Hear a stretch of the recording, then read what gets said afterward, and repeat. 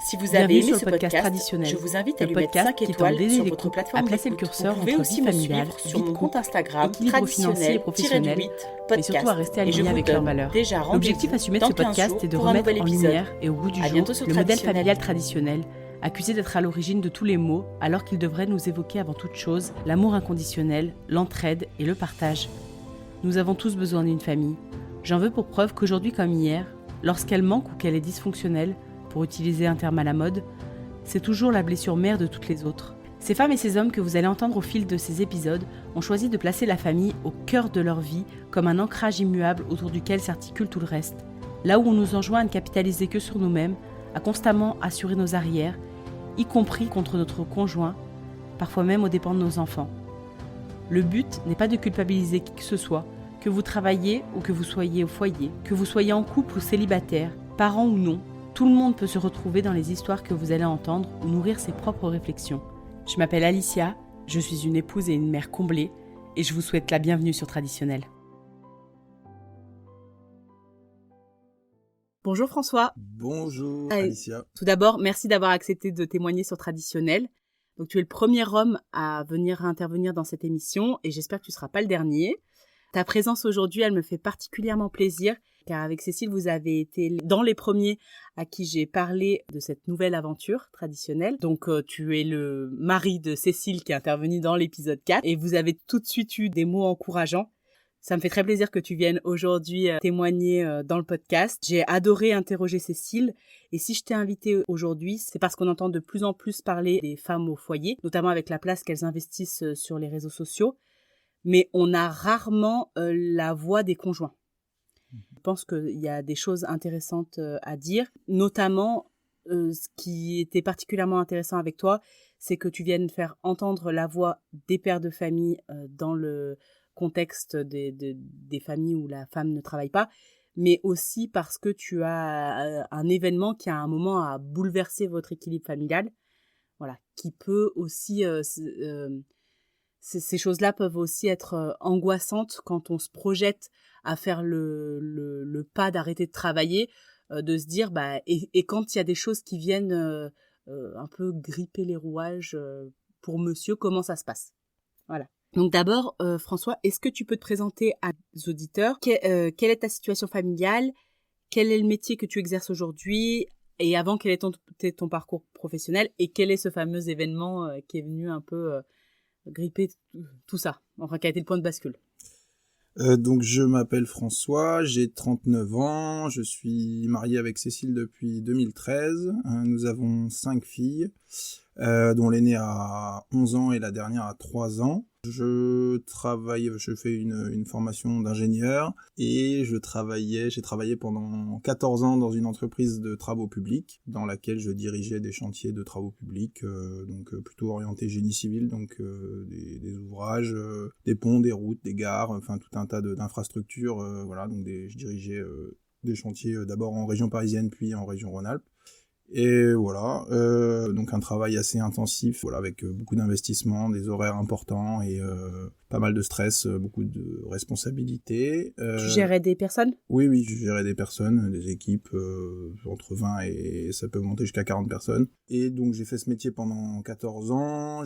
En octobre 2021, j'ai fait un burn-out, donc je me suis arrêté de travailler pendant 6 mois. J'étais en arrêt de travail. Ensuite, j'ai repris dans mon entreprise en mai 2022, mais rapidement, ça a duré pas longtemps. J'ai fait ensuite une rupture conventionnelle, donc j'ai quitté l'entreprise en août 2022. Et puis après, j'ai eu une période où j'ai pas travaillé pendant plus d'1 an, et j'ai repris un travail finalement en octobre 2023. Ok. Voilà. Est-ce que tu peux nous raconter dans quel contexte tu as fait ton burn-out? Qu'est-ce qui t'a conduit à faire ce burn-out? Et quels en étaient les premiers signes? Le contexte est un contexte de fatigue de très longue date. Ça faisait 14 ans que je travaillais dans ce domaine, dans la même entreprise, à peu près dans le même métier, même si j'ai eu un peu d'évolution professionnelle, mais globalement le métier était à peu près le même. Donc un métier très prenant avec du stress, avec des responsabilités, avec des urgences à gérer au quotidien. J'avais un niveau d'engagement très important, je travaillais beaucoup en termes d'horaire et en termes d'investissement également, j'étais très investi dans mon travail et donc ça a généré une fatigue sur la durée qui s'est intensifiée petit à petit. Globalement, ça faisait des années que j'étais très fatigué. C'était la charge de travail qu'on te demandait, la pression que tu te mettais? Il y avait un peu des deux, mais la pression jouait beaucoup. Ouais. La volonté de bien faire son travail, d'être efficace, d'être professionnel, d'être apprécié des collègues, enfin tout cet ensemble de choses qui font qu'on se met la pression dans son univers professionnel. Donc petit à petit, ça m'a usé.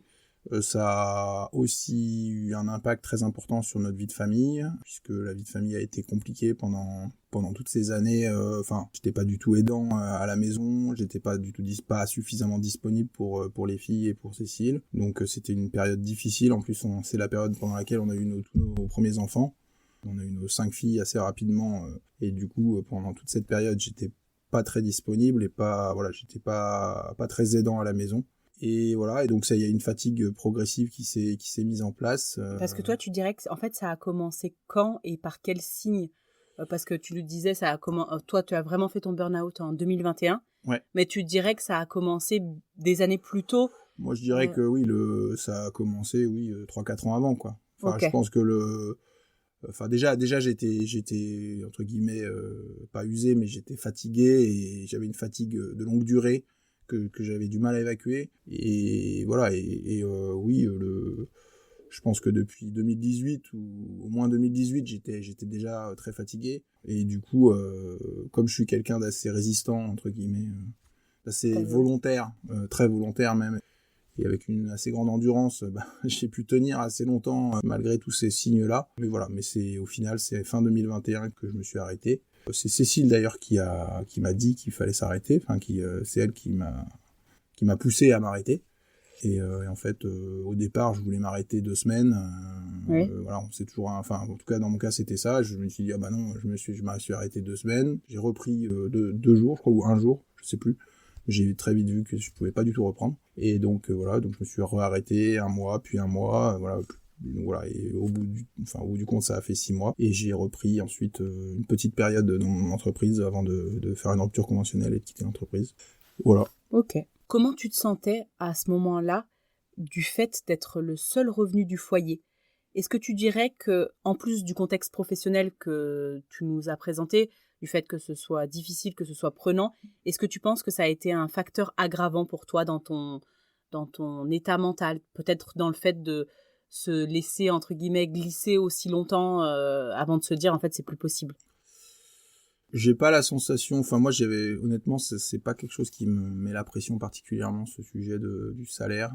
J'ai jamais, d'ailleurs, en fait, pendant toutes ces années où j'ai travaillé, je gagnais plutôt correctement ma vie, on n'avait pas de problème financier de famille, et voilà, on n'avait pas de difficulté de ce point de vue-là. Après, si, c'est sûr que ça a été une préoccupation pour moi, une préoccupation de se dire, comment est-ce qu'on va vivre maintenant que je vais m'arrêter, donc le salaire va, j'ai quand même le chômage, voilà, mais ça va quand même baisser.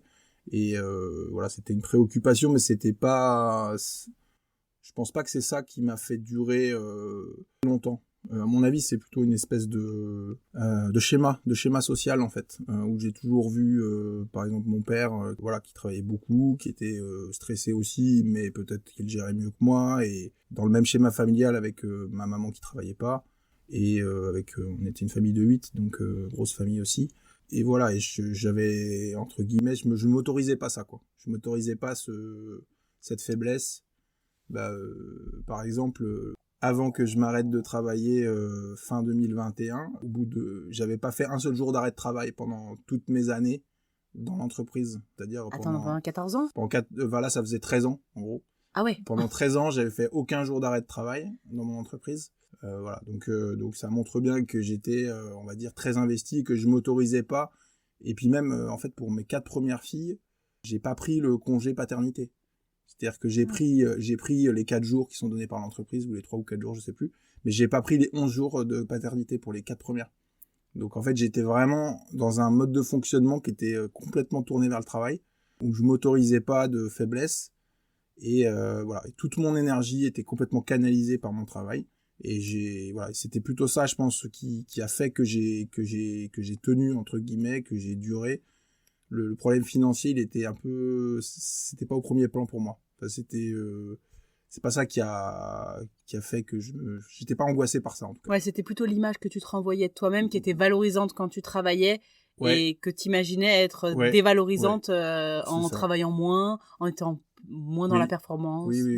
Oui. Ben voilà, puis toujours un peu cette volonté oui, c'est ça, de faire de son mieux, entre guillemets, de progresser. Ce qui est bien, en fait, ce qui est une valeur, une vertu, mais en fait, c'est vrai qu'on peut dévoyer facilement des vertus en poussant trop. Ouais, c'est ça. En fait, j'ai fonctionné un peu comme un jeune. J'avais pas beaucoup mûri, quoi. Dans ce rapport au travail, j'avais pas beaucoup mûri. Les jeunes, en général, jusqu'à 30 ans, on va dire, ils sont à fond dedans, ils bossent comme des fous pour faire leurs preuves, pour faire leur place dans leur entreprise, ils comptent pas leurs heures. Mais en fait, ce temps-là, il doit trouver aussi un moment sa fin, avec un équilibre différent qui se met en place par la suite. Moi, j'avais pas eu cet équilibre-là, quoi. Enfin, j'avais pas eu cette rupture-là. Donc, j'étais toujours dans le mode à fond jusqu'à mon burn-out. Voilà, j'avais pas évolué de ce point de vue-là, quoi. C'est plutôt oui, en effet, comme tu dis, l'image de moi-même.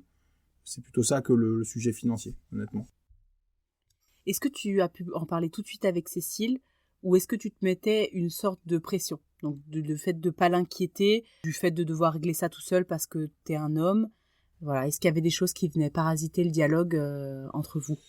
C'est plutôt Cécile qui, entre guillemets, voyait les signes de fatigue, les signes de nervosité, le fait que j'arrivais pas à récupérer, que j'étais malade quasiment à chaque vacances parce que c'était une des formes de soupape, en fait, quand tu relâches. De soupape de récupération. Donc j'étais malade, j'étais à moitié déprimé pendant les vacances.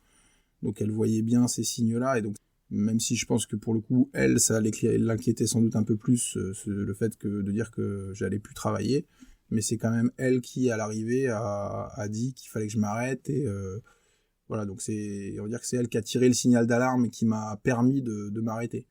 C'est plutôt bien parce qu'il peut y avoir des configurations où la femme ne joue pas ce rôle-là et veut que son mari soit impérativement opérationnel et au travail, etc. Et du coup, le mari, je pense, se met une pression encore plus importante de ce fait-là. Et moi, j'ai eu la chance que Cécile ne soit pas dans cette posture, qu'elle me soutienne et qu'elle m'autorise cette faiblesse et qu'elle pense en priorité à ma santé et à notre couple aussi, parce que mine de rien, le couple, il en prend un coup quand il y en a deux qui va pas bien. Donc voilà. Donc elle a plutôt été un soutien en fait dans ce contexte plutôt qu'un frein au fait que je m'arrête. Ça, tu vois, Claire en parlait dans le podcast où elle disait qu'elle avait pu que le fait elle d'être au foyer et d'être présente, ça lui permettait d'être aussi plus présente pour Philippe sur le point de vue professionnel, pour l'écouter, pour le conseiller d'une certaine façon, ou en tout cas déjà rien que l'écouter, et ça lui permettait aussi à Philippe de se consacrer aussi pleinement à sa profession. Et je pense que c'est un peu du même acabit, cette disponibilité-là qu'ont les femmes qui sont, en particulier celles qui sont à la maison ou plus disponibles, ça peut être sur une petite activité à temps partiel, mais en tout cas, c'est vrai que quand tu es là, tu peux voir des choses, tu peux voir aussi plus facilement l'autre glisser que quand t'es pas là quand il rentre, que quand t'es moins disponible, que t'es peut-être plus absorbé aussi par ta propre vie professionnelle. Là, si ça roulait, vous, avec vos enfants, on va dire que c'est plus facile d'être ouvert là-dessus. Cette configuration familiale-là, elle permet aussi une forme de bienveillance des uns envers des autres et des femmes pour les hommes notamment. Mais l'inverse est vrai aussi. Oui, je dirais que Cécile, elle était et elle est toujours en fait un peu le pilier de notre famille. Elle est, je pense, sans doute un peu plus solide que moi d'un point de vue psychologique. C'est vraiment le pilier la stabilité, quoi. Ça nous a permis de traverser cette épreuve. Voilà, parce que je pense que il y a des couples qui pourraient se disloquer à l'occasion de ce genre Bien sûr. de problèmes. Et j'ai eu de la chance, enfin, on a de la chance que Cécile, elle a été, enfin, le fait d'être, à la maison et en fait, elle est entièrement donnée à ses enfants, à son mari et à l'équilibre de famille. Ça fait que c'est elle le point d'appui, en fait. Ouais. C'est le point d'appui de tout le monde. Et c'est un rôle qui est important. Je pense que c'est pas la même chose une maison où les deux travaillent et chacun rentre le soir à 18h ou je pense que c'est pas le même équilibre que de savoir que il y a une présence qui est là. Moi, je sais que quand je rentrais à la maison quand j'étais petit, j'étais content d'appeler ma mère qui était à la maison, de savoir qu'elle était là, de pouvoir lui parler. Et en fait, c'est quelque chose d'important, quoi. On est content d'avoir ce point de repère et ce point d'ancrage, en fait. Je pense que dans la construction des enfants, c'est aussi plutôt une bonne chose d'avoir ce point d'appui, de savoir qu'il y a une présence. Voilà, on n'est pas des habitants d'un même hôtel qui s'appelle la maison. En fait, c'est le foyer des vivants avec la présence de la mère qui est là, qui accueille tout le monde et qui est un peu au centre. Pour moi, elle reste au centre quand même du foyer, quoi. C'est un peu le cœur du foyer. Et c'est assez, comment dire, c'est très riche, c'est très, enfin voilà, je pense que ça participe à la solidité de la famille, en fait. Oh bah tiens, tu vois, c'était pas prévu, mais tu me tends une perche.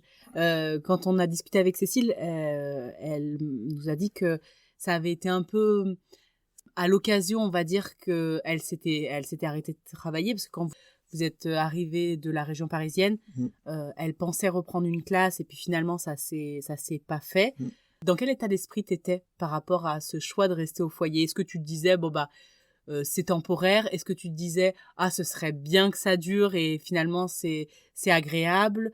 Comment tu te sentais toi à l'époque là en tant que finalement jeune mariée, parce que je crois que vous avez eu vos enfants assez rapidement. Quelle vision t'avais de la femme au foyer? Bah, moi, j'ai toujours eu une vision plutôt positive de la femme au foyer. J'ai l'exemple de ma maman qui l'a plutôt bien vécu. Et après, je suis pas on va dire que je suis pas un inconditionnel de la femme au foyer. Mais typiquement, vu le rythme auquel on a eu nos premiers enfants, c'est-à-dire assez rapprochés, de toute façon, il n'y avait pas tellement de temps pour reprendre un travail. D'ailleurs, avec le recul, je pense qu'on les a eu peut-être un peu trop rapprochés au départ, ce qui fait que le rythme familial était quand même vraiment soutenu. Mais moi, moi, ça me semblait assez naturel, en fait, le fait qu'elle soit au foyer pour, au moins pour toutes ces premières années, où les enfants sont jeunes, où il y a une famille assez grande, ça me semble naturel. Oui. Ça me semble même la chose la plus logique. Elle t'aurait dit je suis pas heureuse au foyer, j'y arrive pas, je suis pas bien. T'aurais accueilli. Oui, bien sûr. Vous auriez fait d'une autre façon. On aurait fait différemment. Ouais. On aurait fait différemment. Oui, je pense qu'il faut aussi s'adapter à ce que veut la femme, mais moi, voilà, en tout cas, c'est pas quelque chose qui me semble saugrenu, quoi. Ce choix d'être au foyer pour la femme, si elle le veut bien, et voilà. Et après, parce que quand on dit je me sens pas bien, est-ce que c'est pour soi-même ou est-ce que c'est l'image qu'on renvoie? Est-ce que la femme, elle veut aller bosser parce qu'il y a un besoin, ou parce que c'est elle qui en a besoin, ou est-ce que c'est parce qu'elle se dit ah bah au foyer je suis pas reconnue socialement, je suis même dans les yeux de mon mari, qu'est-ce que voilà, est-ce que c'est parce que si c'est des motifs comme ça, pour moi c'est pas des bons motifs. C'est-à-dire que si le motif c'est je veux avoir une reconnaissance sociale en travaillant, pour moi c'est pas un motif suffisant. Si par contre c'est à la maison je dépéris ou je m'épanouis pas et j'ai besoin de voir à l'extérieur, ça s'entend et du coup ça s'organise en famille. Mais le fait qu'on se mette une pression sociale que la femme se mette une pression sociale pour aller travailler, pas forcément utile et ajusté, je pense. Enfin, voilà. Il faut voir pourquoi on fait ce choix-là. Après, il y a aussi l'aspect financier, parce que voilà, c'est pas forcément évident sur un seul salaire de faire vivre toute une famille. Donc ça, c'est aussi une autre variable qui est à regarder, quoi. Mais moi, non, le choix d'être au foyer, moi, je suis plutôt content de cette configuration, quoi. En tout cas, pour la période actuelle. Après, ça pourra changer dans le futur, mais ouais. Oui, vous êtes alignés tous les deux avec ça, et du coup, ça roule. Simplement, je voudrais revenir sur quelque chose qui est beaucoup ressorti dans les podcasts. Il y a aussi un rôle du mari qui est très très important dans la façon dont la femme perçoit son action au foyer. Si le mari est admiratif, mais pas une admiration feinte, une admiration comme d'ailleurs c'est ton cas, hein. Souvent, t'as souvent dit que Cécile, elle est trop forte en organisation. C'est vrai que c'est une machine, hein. Mais elle est super, elle arrive à être partout et en fait, tu le sens que ces maris-là, ils sont admiratifs et du coup, c'est valorisant pour la femme. Et t'as dit une chose, t'as dit Cécile est le pilier du foyer. Qu'est-ce qui est de plus valorisant pour une femme que d'être le pilier de son foyer? Enfin, et quand son mari le voit, c'est ça aussi. Je pense que c'est ça qui génère aussi de la souffrance. C'est quand il y a une forme d'ingratitude par rapport à ce qui est fait, comme si le fait que ça ne rapporte pas d'argent, ça n'est pas de valeur. Bah après, oui, moi j'ai beaucoup d'admiration pour ce que fait Cécile et pour son travail, pour ce qu'elle fait, à la fois pour ses qualités de mère au foyer dans toutes ses composantes et puis même pour tout ce qu'elle fait pour nos filles. Voilà, je pense que c'est grâce à elle aussi, en grande partie, que nos filles sont équilibrées, que je pense qu'elles grandissent bien. Je pense que c'est en grande partie grâce à Cécile et à sa présence et à son écoute et tout ça, même si moi j'ai aussi mon rôle à jouer, mais malgré tout je suis moins présent, donc le rôle de la mère est primordial de ce point de vue-là. Mais c'est vrai que par exemple, pendant toute la période où j'ai travaillé beaucoup, où j'étais complètement focalisé sur mon travail, je pense que j'ai pas donné assez de reconnaissance à Cécile.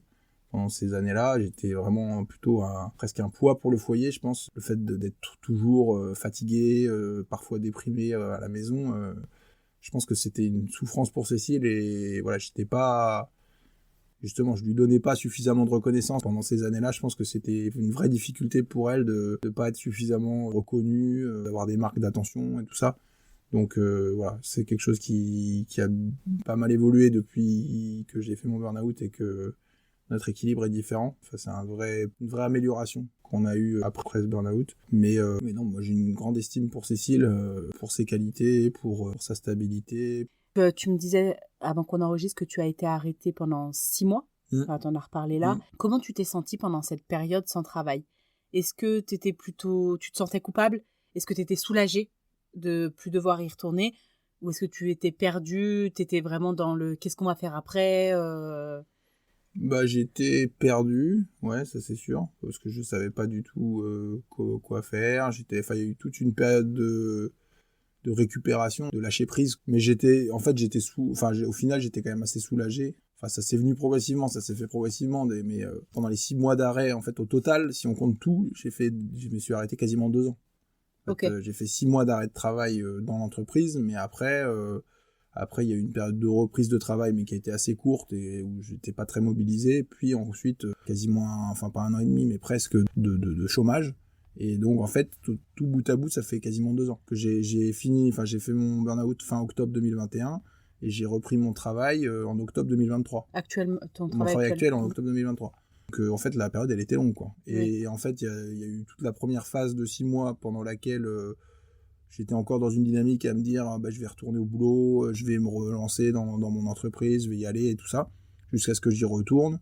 Et ensuite, voilà, c'est là où j'ai décidé de quitter. Et là, j'ai fait un bilan de compétences. Enfin voilà, j'ai fait des démarches pour essayer de me réorienter. Mais oui, il y a eu une phase où j'étais un peu perdu, où je savais pas trop qu'est-ce que j'allais faire après. Oui. Mais il fallait le temps que ça cicatrise, quoi. Il fallait le temps de récupérer. Passer par on dirait un peu quasiment des étapes un peu de deuil, quoi. Enfin, d'accepter la situation telle qu'elle est, de se projeter dans autre chose, et d'accepter de rompre les liens aussi avec le travail, parce que j'avais tissé des liens assez forts avec certains collègues, avec mon chef, en fait il a fallu couper ces liens là pour arriver à vraiment partir dans sa tête, se sentir libre, et en parallèle un travail psychologique, etc.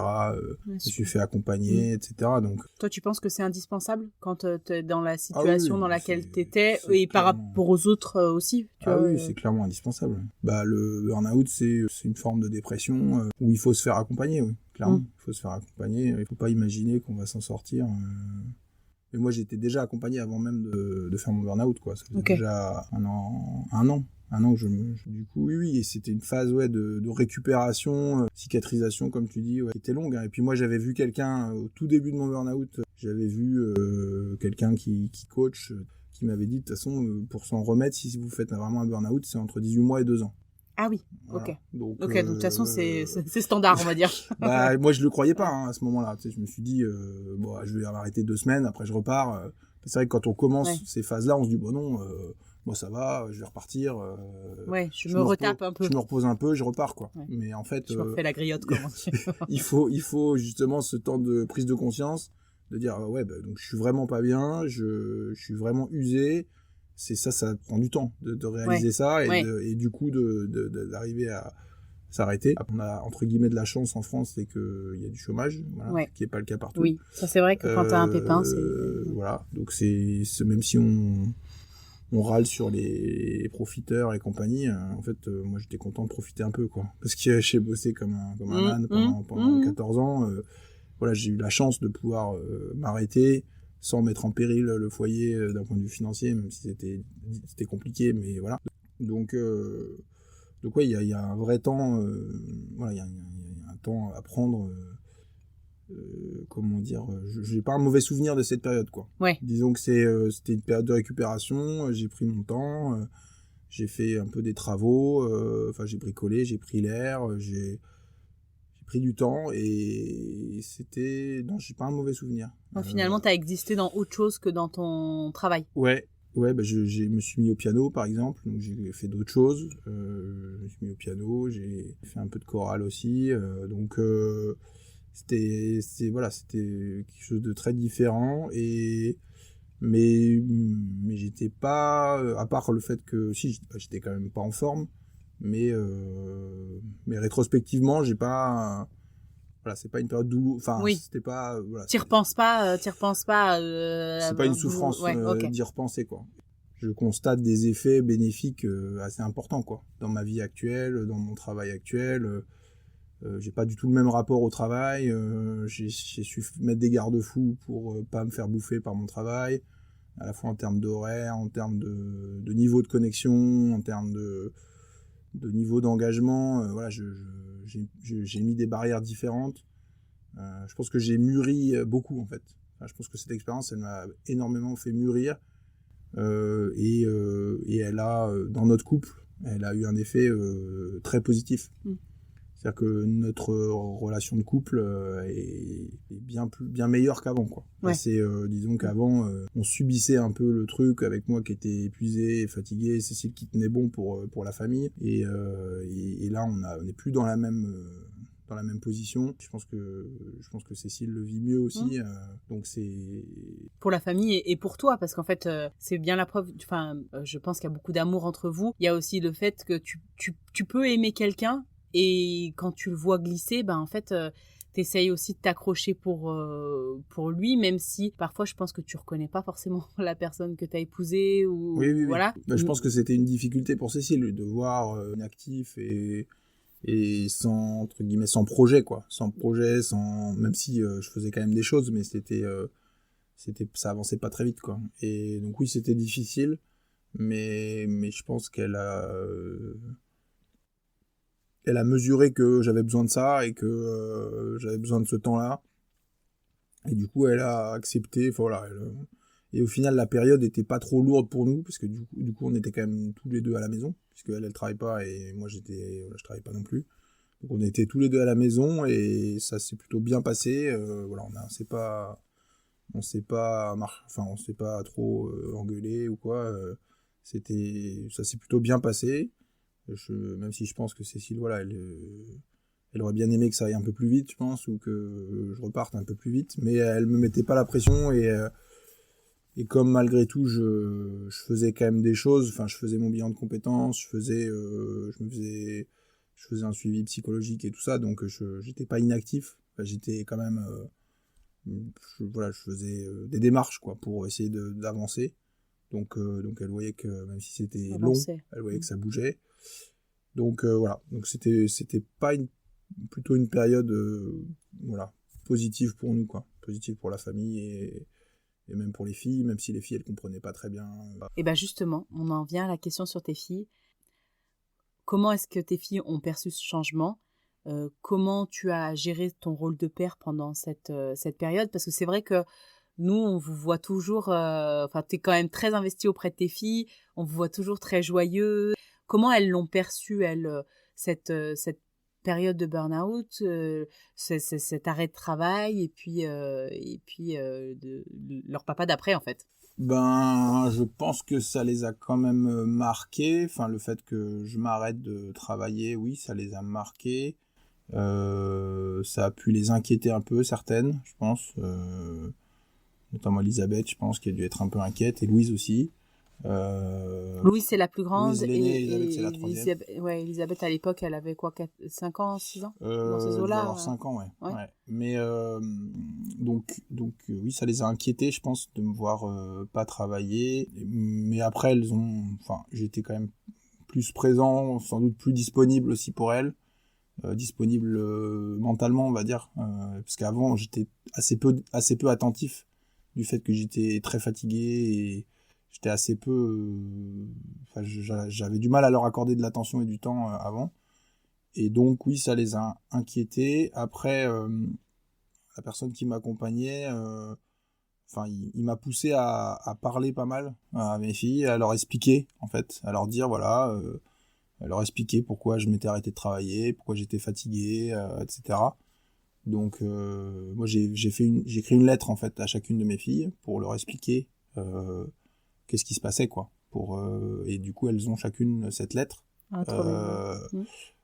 Voilà, et d'ailleurs ça leur arrive de relire la lettre en fait pour dire voilà, c'est pour expliquer quoi, et c'est important en fait, il faut pas, parce que les enfants quoi qu'il arrive ils perçoivent ce qui se passe quoi, et en fait si on leur met pas de mots sur ce qui se passe, ils interprètent comme ils peuvent. Et c'est pas forcément la bonne interprétation, il faut mieux leur dire des mots. Moi, je leur ai dit que j'étais malade, que voilà, que je faisais une dépression, etc. J'ai mis des mots sur les choses. Et voilà. Et du coup, je pense que c'était plutôt bien. Et en même temps, là maintenant que je vais mieux, je mets aussi des mots sur ça en leur disant, voilà, maintenant ça va mieux. Elles voient l'amélioration, quoi. Et j'essaie de leur expliquer aussi, voilà, que ça va mieux, que elles savent que je veux voir un psychologue, par exemple. C'est des choses que je leur dis, quoi. On cache pas. Et elles savent que je prends des médicaments actuellement, par exemple, aussi, pour continuer à aller mieux. C'est important de leur dire en fait, il faut pas le cacher, et je pense qu'elles sont contentes de m'avoir vu, elles étaient soucieuses en tout cas que j'arrive à repartir, que j'arrive à trouver un travail, elles étaient soucieuses de ça. J'essaye de communiquer, même si c'est pas ma grande spécialité de communiquer beaucoup avec elles, mais j'essaie de le faire quand même pour qu'elles puissent mettre des mots sur ce qu'elles ressentent, quoi. Ouais, voilà. Et qu'elles comprennent.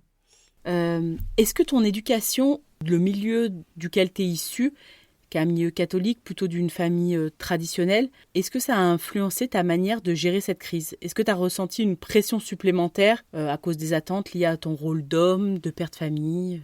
Mon éducation, elle a beaucoup influencé ma façon de travailler pendant mes premières années, c'est-à-dire cet investissement important, etc., cette volonté de réussir, cette volonté de faire, entre guillemets, de son mieux, tout ça, c'était pas mal ancré dans mon éducation. Voilà, cette volonté de rendre fiers aussi mes parents, etc.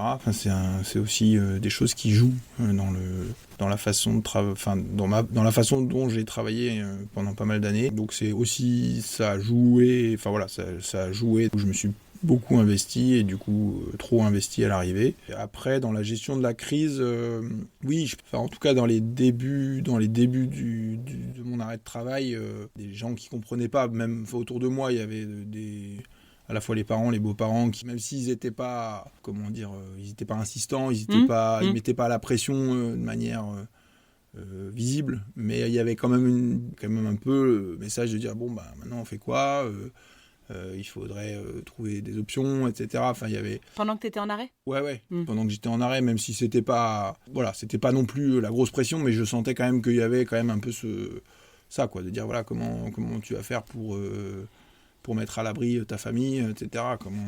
Il faut quand même faire des choses, voilà. Donc je l'ai quand même un peu senti. Après, c'est un peu normal aussi que les parents aient ce souci de ça. Donc, et puis c'est vrai que ce genre de difficultés, c'était des choses qui étaient moins fréquentes, je pense, à la génération d'au-dessus. Il y avait moins de gens qui faisaient des burn-out, ou alors c'était moins... Je sais pas, en tout cas c'était moins répandu et peut-être moins reconnu, moins. Ouais, après il y avait peut-être aussi des gens qui faisaient des AVC, des choses graves, Oui. parce que tu peux te mettre aussi dans des situations Ouais. Non, c'est sûr, je pense qu'il y avait difficiles. il y avait de la souffrance aussi, mais différemment. Mais donc oui, il y avait quand même une forme de pression, un peu une forme de pression sociale de ce point de vue-là. Mais voilà, c'est pas ça qui m'a empêché de prendre le temps nécessaire pour faire ce qu'il fallait. Et au final, j'ai T'as pris fait ce que le temps. t'avais à Ouais, faire. j'ai fait ce que j'avais à faire et sans pression. Voilà, j'ai pas accéléré les choses parce que il y avait cette pression-là, quoi. Je pense que je l'ai fait au rythme que je voulais. Je me suis pas précipité dans le premier boulot venu pour repartir, etc., quoi. Voilà. Tu penses que le fait d'être un homme, c'est plus dur quand on se retrouve dans cette situation, parce que tu as des femmes aussi qui font des burn-out, au niveau du regard des autres? Bah oui, il y a une forme d'acceptation de la faiblesse, quoi, entre guillemets, quoi, de la faiblesse, de la vulnérabilité. Qui est plus difficile quand t'es un homme. Qui est sans doute plus difficile et oui. Enfin voilà, on peut le vivre comme un échec. Après, est-ce que c'est plus dur pour un homme ou pour une femme, je sais pas. En tout cas, dans mon cas, ça a été plutôt salvateur, entre guillemets. Enfin, salvateur et formateur, quoi.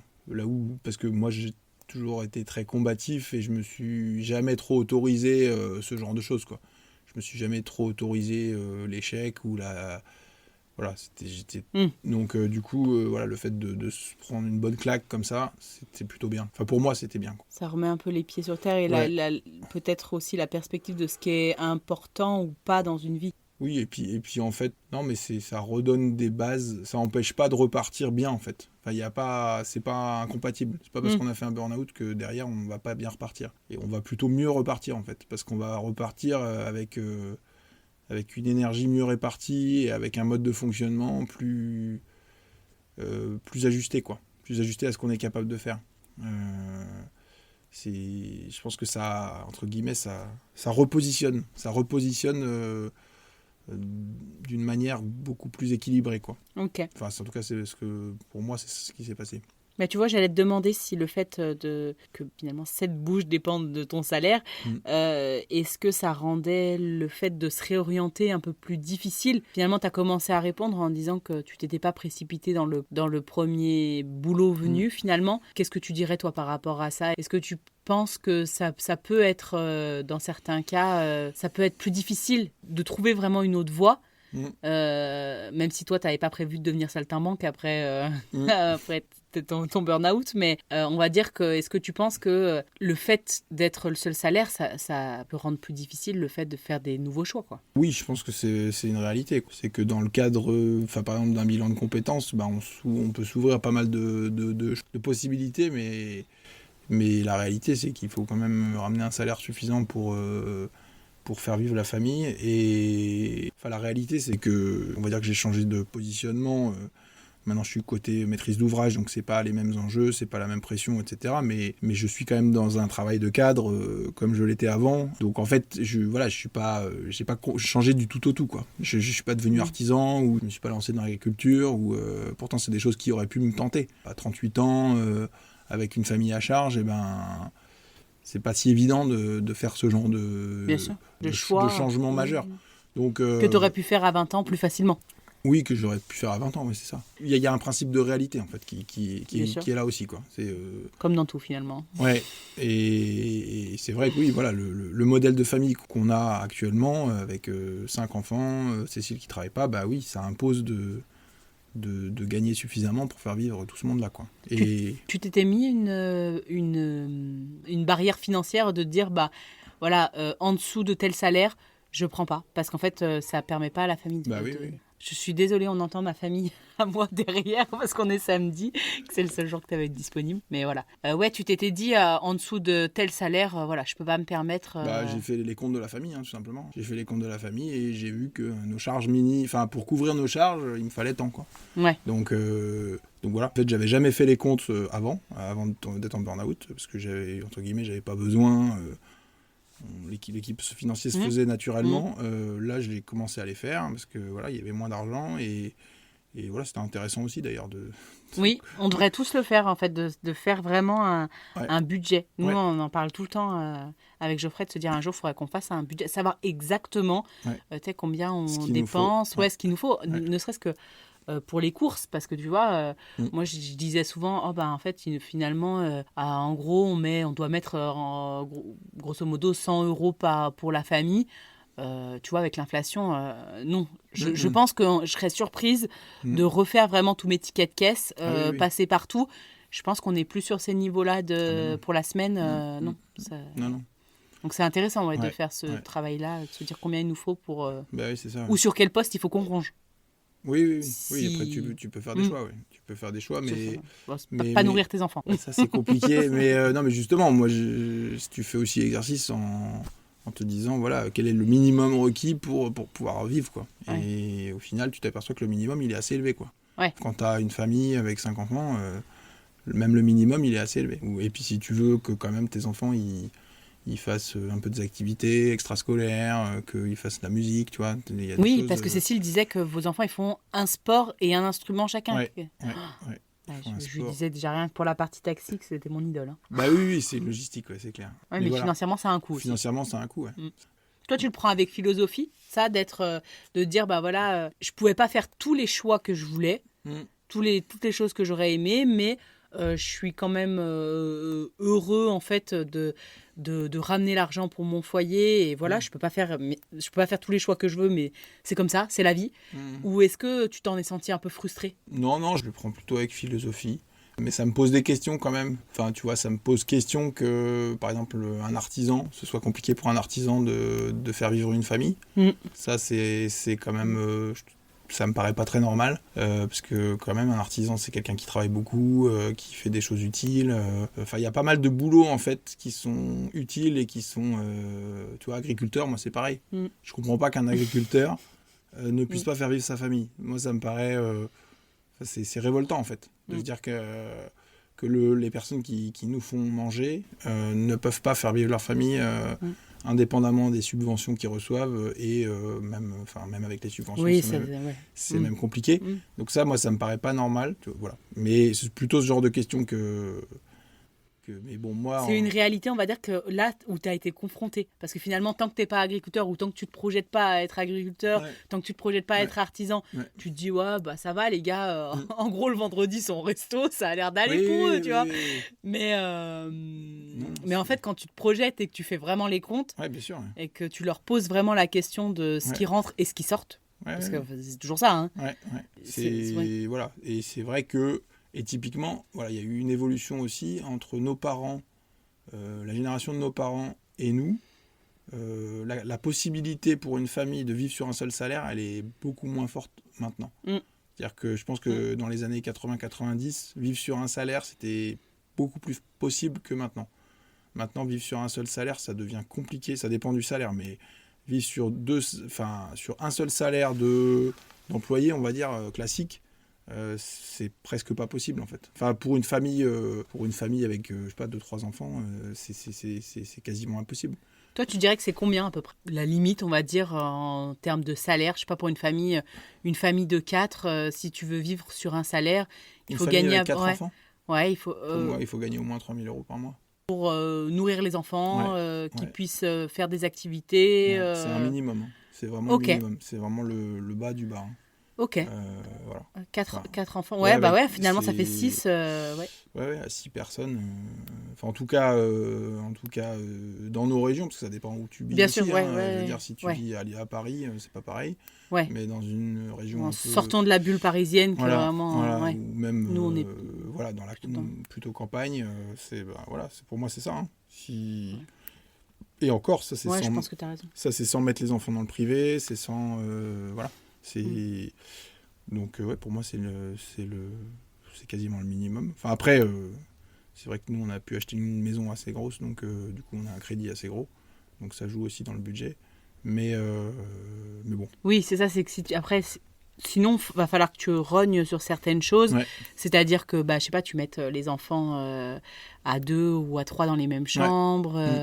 Vous, elles ont chacune leur chambre, vos filles ? Oui. Ouais. Oui. Ouais, non, mais c'est ça. C'est qu'après, voilà, forcément, ça te demande des plus grosses maisons, des plein de courses qui n'en finissent plus. Il se trouve qu'après, tu as des ados, au bout d'un moment, des gouffres financiers à nourrir. Après, là, nous, on n'est pas encore rentré dans la période où ça va coûter bien cher, quoi. Ouais. Quand tu vas voir les ados, les études et tout ça, là, c'est... Ouais. Là, à mon avis, c'est même plus qu'il faut avoir pour pouvoir faire vivre la famille. Donc, voilà. Donc, c'est sûr que, voilà, c'est un peu... même si en France, on a quand même la chance d'avoir les allocations, il y a quelques aides pour les familles, il y a quelques aides qui permettent, même si, voilà, c'est pas non plus... c'est pas révolutionnaire, mais il y a quand même des aides, malgré tout, pour les familles. Mais, voilà. Donc... Avec le recul, est-ce que tu dirais que cette expérience a changé ta vision du travail et de la place qu'il occupe dans ta vie ? Oui, clairement, oui. Oui, parce que jusque-là, mon travail, c'était quasiment l'unique centre d'intérêt de ma vie, enfin l'unique pôle d'intérêt, on va dire, et pôle de dépenses d'énergie. C'était là où je dépensais toute mon énergie, voilà, même trop. Enfin, j'étais plutôt à 110 ou 120% qu'en dessous. Et maintenant, oui, même si je reste mobilisé dans mon travail, voilà, mais je fais pas du tout les mêmes horaires. Avant, je faisais, en gros, j'étais au bureau à 7h30 le matin et je finissais entre 18 et 19h au plus tôt, plus les trajets aller-retour, donc ça faisait quand même des grosses journées. Maintenant, je démarre à 8h30, 9h et je termine à 18h, quoi. Donc ça fait quand même des horaires plus corrects. Et puis t'as des jours de télétravail aussi ? Oui, j'ai 2 jours de télétravail. Et puis c'est pas le même engagement en fait. Quand je coupe la connexion, elle est coupée complètement. C'est-à-dire que j'ai plus de. Avant, j'avais un téléphone qui pouvait sonner de 6h30 le matin jusqu'à 19h au moins, en fonction des urgences des chantiers.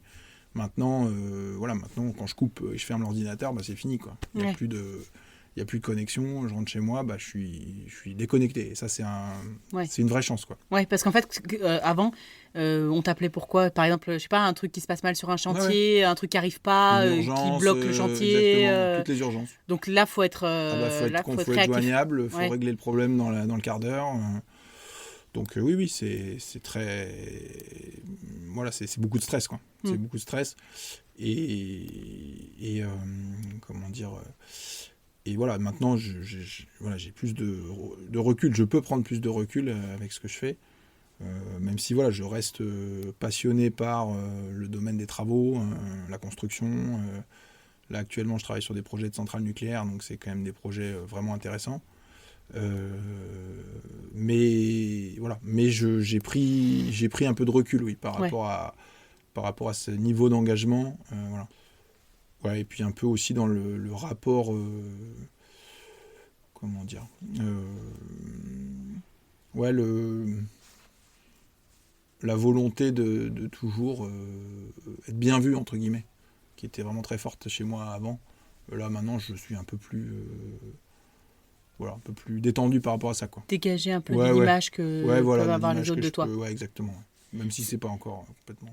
C'est marrant parce que, tu vois, quand tu parles là, j'ai pas l'impression de voir le François que je vois d'habitude.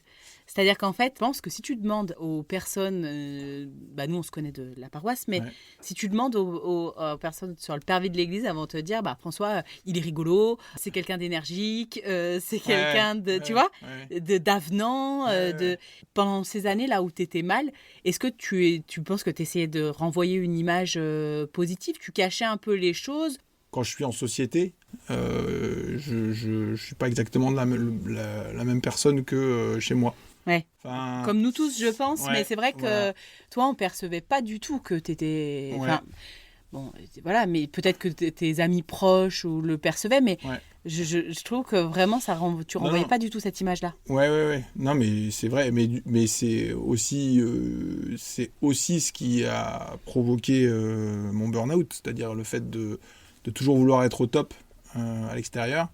quand en fait toi t'es pas au top, quoi, tu vois. Et l'envers du décor, c'est Cécile qui l'a vu, quoi.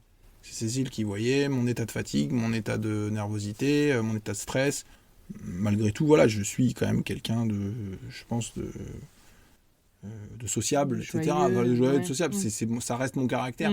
Mais la dépense d'énergie, en fait, voilà, je dépensais beaucoup trop d'énergie pour ça, y compris au travail, parce qu'au travail, si tu demandes à mes anciens collègues, ils auront à peu près le même discours que toi, quoi. Ou juste plutôt un bout en train, plutôt quelqu'un qui entraîne, etc. Au prix d'une dépense d'énergie assez importante. Ouais. Voilà. Et du coup, là, j'ai un peu rééquilibré ça maintenant. Où maintenant je reste un peu, j'ai toujours ce caractère-là de quelqu'un qui anime un peu les collectifs. J'ai toujours ce caractère-là, mais de manière moins exacerbée et voilà, je le fais de manière un peu plus équilibrée. Aujourd'hui, tu dirais que cette expérience, tu nous as dit tout à l'heure, ça avait eu des effets salvateurs sur votre couple.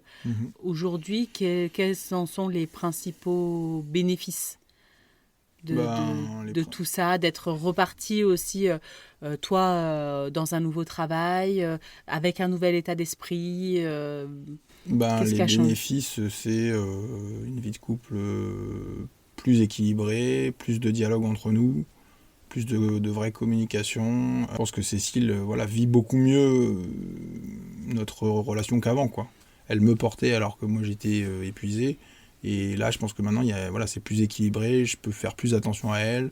Et oui, notre couple va beaucoup mieux qu'avant, clairement. Finalement, elle a peut-être retrouvé aussi celui qu'elle avait épousé, parce que vu que ton naturel, c'est d'être joyeux, et elle t'a connu certainement très joyeux, très... Exactement. Ouais, c'est vrai. C'est vrai que, justement, peut-être que le contraste était très fort entre la personne dynamique, parce que des fois, tu as des personnes qui sont un petit peu plus calmes, un peu plus... Et du coup...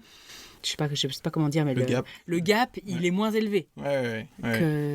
Non, mais c'est sûr que... Et oui, en effet, petit à petit, j'ai de plus en plus d'énergie pour faire des projets, pour faire des choses avec Cécile. Et oui, c'est sûr qu'il y a une énorme amélioration de notre vie de couple. Même s'il y a toujours à faire et à progresser, mais oui, ça a eu un impact très positif. Voilà.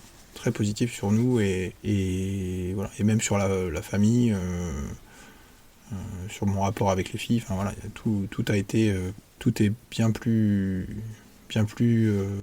harmonieux, quoi, on va dire. Traverser des épreuves ensemble, ça a fait aussi parce qu'une vie ensemble, c'est long quand même. Il s'en passe sacrément des choses, et entre ce qu'on s'était imaginé quand on s'est marié et ce qui se passe au bout de quelques années, il y a un gap. Et de toute façon, on évolue déjà, même sans burn-out, je pense qu'on évolue déjà différemment parfois, ou en tout cas, pas toujours de façon très symétrique. Non.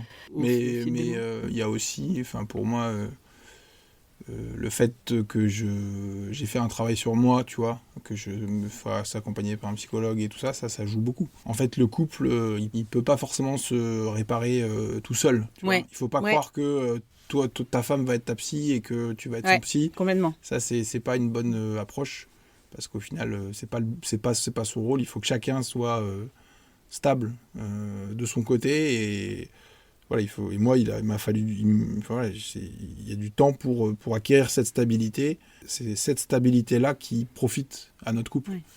Un couple qui se dit, on va faire ça ensemble, on va traverser l'épreuve, on va faire ça nous-mêmes, pour moi, c'est pas un bon choix. Il faut, si un des deux a un problème, si un des deux a une dépression ou un burn-out ou n'importe quoi, il faut qu'il se fasse aider, indépendamment du couple. Il ne faut pas que le conjoint soit le pilier de... il faut la béquille. Il ne faut pas que le conjoint soit la béquille de son conjoint, de son mari ou de sa femme. Ça ne marche pas. C'est ça, c'est qu'en fait, tu ne peux pas guérir le petit garçon qui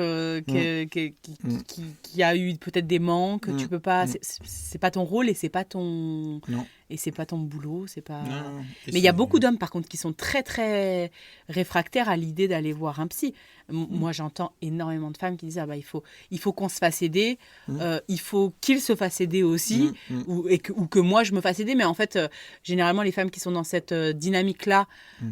elles te disent qu'elles vont déjà voir quelqu'un ou Mmh. qu'elles ont déjà, voilà, qu'elles Mmh. font déjà des choses. Mais par contre, c'est vrai que pour les hommes, c'est très très compliqué. Enfin, je sais pas comment toi tu le perçois. Quand tu parles avec d'autres hommes, est-ce que tu en parles facilement de ça? Pas très facilement, non. Pas très facilement. Non, pas. Enfin, si, je peux en parler. Si. T'as pas honte, Non, j'ai pas honte. mais tu sens que c'est pas J'ai pas forcément honte, mais si on m'en parle compris. pas, Oui. je vais pas Ouais. l'exprimer spontanément. Mais je pense qu'il y a des choses qui bougent quand même de ce point de vue-là.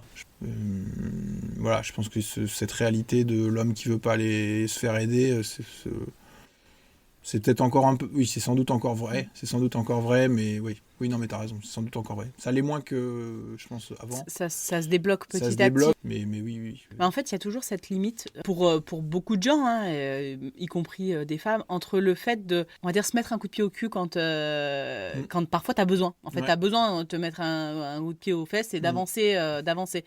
Et de savoir dire, là, j'y arriverai pas. Parce que là, en fait, c'est un sac de nœuds qu'il va falloir Ouais, démêler. ouais. Et c'est sûr que je vais pas y arriver tout seul. Mm. Et je pense que les hommes, on va dire que beaucoup d'hommes ont encore ce truc, bah ouais, si tu te mets un bon coup de pied au cul, ça va aller, quoi. Mais en fait, Oui, c'est vrai, des fois, c'est c'est pas la solution à tout. C'est vrai, Ouais. c'est vrai. Bah moi, en fait, j'ai un peu vécu comme ça longtemps, sur la volonté, en fait. On se dit, avec ma volonté, je vais y arriver, quoi. Je vais m'arriver, je vais m'en sortir, et voilà. Et au final, on trouve sa limite, et ouais, non, je vois les effets positifs, en tout cas. Ouais. Je vois les Bah, effets positifs. en tout cas, ta femme a plus l'air de subir votre mariage et je pense que c'est... Ouais. Enfin, ou a pas l'air parce que en plus, elle est pas là pour en parler. Donc ça se trouve, elle n'accepterait pas du tout ce terme de subir Ouais, le mariage. ouais. Mais, et je pense que c'est le cas. Mais c'est vrai que quand un homme accepte pas de faire ce travail, ou une femme, en fait, c'est toute la famille qui est embarquée Ouais, là-dedans parce ouais, que ouais. tant que ça se règle pas, Tout à fait. ça mène à des divorces, Ouais. ça mène à des familles qui éclatent ou à des problèmes des enfants. Donc, c'est clair que c'est important. En tant que père de 5 enfants, quel est le message que tu aimerais leur transmettre sur la place du travail et de la famille dans la vie? Pour les filles en particulier ou pour les enfants au sens large? Pour les enfants, Ouais. alors, si tu as des choses pour les filles, Ouais. pour les filles. Si toi tu penses que c'est pareil, en fait, si tu avais eu des garçons, ça aurait été pareil, Ouais. que tu aurais dit les mêmes choses, sens-toi libre. Pour mes filles, en tout cas, moi je les pousserai pas à faire carrière ou à avoir des vies de. Enfin, elles peuvent le faire, mais pour moi c'est pas un impératif. Et moi je serais très heureux qu'elles aient des familles et que éventuellement pendant quelques années ou pendant beaucoup d'années elles ne travaillent pas. Moi ça me poserait pas de problème. Voilà, moi ce schéma me plaît, quoi. Enfin me plaît et me paraît pas inadapté. Voilà. Si tu avais eu des garçons, tu leur aurais dit la même chose? Bah non. Enfin les garçons, c'est pas symétrique en fait pour moi. Il n'y a pas une symétrie entre le rôle de l'homme et le rôle de la femme. Le garçon, le garçon, il va travailler, il va devoir faire vivre en grande partie son foyer, et la femme, elle, à un moment donné, elle va avoir un enfant ou plusieurs, et elle sera prioritairement, c'est déjà elle qui va le porter, déjà, première chose, et puis après, c'est elle qui s'en occupera plus que son mari. Enfin, moi, le fait de dire les tâches sont partagées, on fait exactement la même chose, pour moi, c'est une aberration. Enfin, je veux dire, il faut accepter que la femme, elle en fait plus au foyer, parce que voilà, c'est la mère, et c'est comme ça, c'est la nature. Elle est plus proche de son enfant. Le père, il a un rôle différent. Comment dire, c'est lui qui entre guillemets, oriente pour moi, oriente un peu plus le cap familial. Par des choix peut-être un peu plus structurants, etc. Même si ça peut être un schéma qu'on peut considérer comme un peu caricatural, mais moi je trouve que c'est assez vrai. Et voilà. Et donc non, le message pour les garçons n'est pas le même que pour les filles. Pour moi, une fille, sauf si elle veut rentrer être religieuse, ou etc. Mais sinon, elle va se marier, elle va avoir des enfants, et Et voilà. Mais elle peut aussi s'épanouir dans un travail, dans son travail. C'est pas un souci. Mais c'est pas, pour moi, ça doit pas être la priorité. Enfin, ça doit pas nuire à l'aspect familial. Ça doit pas, ça doit pas déstabiliser le couple. Enfin, déstabiliser le. Il faut pas que la vie familiale pâtisse du fait que la femme veut absolument aller travailler, absolument. Voilà. La priorité, c'est les enfants et la famille. Et Voilà. Après, c'est sûr que quand on fait le choix d'en avoir, il y a un moment où il va y avoir aussi pour la femme un espèce de cran d'arrêt de la grossesse, de l'après. Parce qu'en fait, de toute façon, entre ce qu'on veut avant d'avoir eu son premier enfant et ce qui se passe, ce qu'on veut après, il y a souvent une différence. Ah oui, c'est pas un fossé, c'est un canyon, hein, parce que vraiment, quand tu as prévu quand tu as cette notion de faire carrière et que en fait tu te retrouves avec un bébé qu'il faut aller poser à 2 mois et demi. En fait, ce bébé, il est plus dans tes conceptualisations, tu vois, il est vrai. C'est vraiment ton bébé en fait que tu vas donner à quelqu'un à 2 mois et demi. Là, c'est autre chose. Et là, tu disais, c'est pas très actuel comme discours, mais en fait, c'est très actuel comme réalité pour beaucoup de femmes. C'est ce fait de devoir laisser leur bébé et de plus finalement pouvoir faire ce choix parce que, je le dis, moi, je suis très pro-choix pour les couples et je pense qu'il y a moyen de panacher. Nous, on a panaché un peu aussi du fait de plein de choses, mais du fait aussi de cet aspect financier. Que tu disais, moi, mon mari, je ne crois pas l'avoir dit, mais il est agriculteur. Aujourd'hui, il fait d'autres choses à côté. C'est pas l'agriculture qui nous fait manger à la fin, mais on voulait pas. Ça a d'autres côtés positifs sur le cadre de vie, sur le fait de pouvoir être un peu peut-être disponible pour la famille. Mais on a pu trouver aussi des arbitrages qui font ok, là on est prêt à laisser nos enfants 4 jours dans la semaine et puis de toute façon ils ont les écoles, nous et puis nous on est là tous les deux. Le mercredi on est souvent là tous les deux, le week-end on est souvent là tous les deux et ça nous convient, mais effectivement la carrière peut pas se faire au détriment de la famille. Moi, ça me paraît... J'entendais tout à l'heure sur Instagram Alexia Laroche-Joubert, je ne sais pas si tu vois qui c'est, qui a produit la Star Academy. C'est une productrice. Qui disait, j'ai délégué l'éducation de mes enfants à mon mari et des nounous. Alors, pour faire la carrière qu'elle a fait, j'imagine bien. Mais je me dis, j'ai un peu du mal à comprendre qu'on puisse faire ce choix. Parce que pour moi, il y a des choses qui ne se délèguent pas. Oui, bien sûr. Tu vois, tu peux pas déléguer l'éducation de ses enfants. Je trouve ça un peu fou, quoi. Bah oui, c'est fou. C'est fou. Bah oui, pour moi, c'est un dysfonctionnement de notre société. Ouais. Oui. Enfin, c'est ce que je disais tout à l'heure sur la femme qui est le pilier du foyer. Voilà, pour moi, c'est une réalité. Et moi, ces notions, après, je suis peut-être très réac, mais ces notions de... on est les mêmes, on est équivalents, on va se partager les tâches de manière équilibrée, on va tout compter. Pour moi, c'est absurde. C'est absurde. La femme, elle a un rôle différent de l'homme. Elle amène de la tendresse aux enfants. Même si le père peut en donner aussi, mais c'est un rôle différent. Oui. Même sur l'aspect, la femme, on ne va pas lui demander, par exemple, tu disais, on a des maisons, donc au bout d'un moment, si tu ne veux pas payer de partout, tu es obligé quand même d'apprendre à faire. Geoffrey, il a dû apprendre à faire. Et franchement, moi, je lui ai dit, il faut que tu apprennes, parce que ce n'est pas moi qui vais le faire. Moi, je veux bien faire bouillir la marmite tous les soirs, mais par contre, il faut que toi tu fasses ça. Mais on n'a même pas, voilà, lui bien sûr que c'était comme ça, mais je veux dire, quelque part c'est aussi cool de pas se demander comment le placo il est monté, comment tu vois, voilà, quand on fait des travaux, là ça va être le cas, les travaux ils vont être faits, ils vont être supervisés et sans que moi je mette le nez là-dedans, et c'est très agréable aussi. Bah oui. Ouais.